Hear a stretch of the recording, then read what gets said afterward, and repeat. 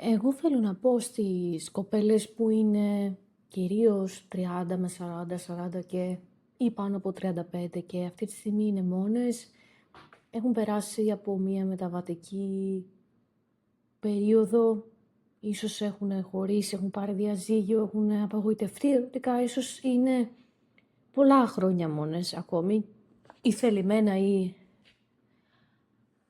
ακόμη και όχι απαραίτητα από επιλογή τους. Να μην απαγοητεύεστε. Εσύ είσαι το μυστήριο. Το μυστήριο και η ζωή είναι μέσα σου.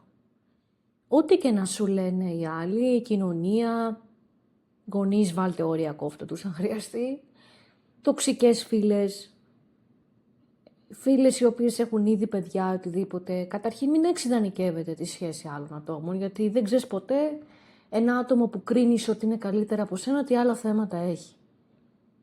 Κάθε άτομο έχει τη δική του πορεία και είναι πραγματικά μια ανθρώπινη τάση να συγκρίνουμε. Αλλά βασικά δεν σε ευνοεί να συγκρίνεις τον εαυτό σου. Το μυστήριο λοιπόν είσαι εσύ. Εσύ είσαι το μυστήριο. Εσύ είσαι η ζωή. Δεν έχει ζωή, είσαι η ζωή. Η ίδια. Εσύ είσαι το άνθος, εσύ είσαι και η ροή της πραγματικότητας.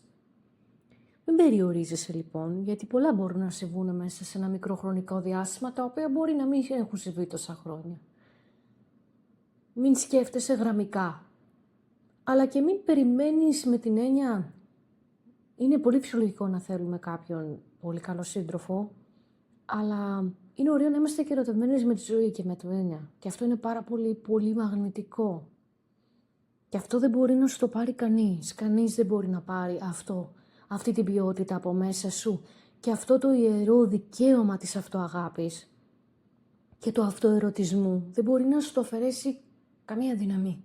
Εκτός αν δώσεις εσύ τη δύναμή σου.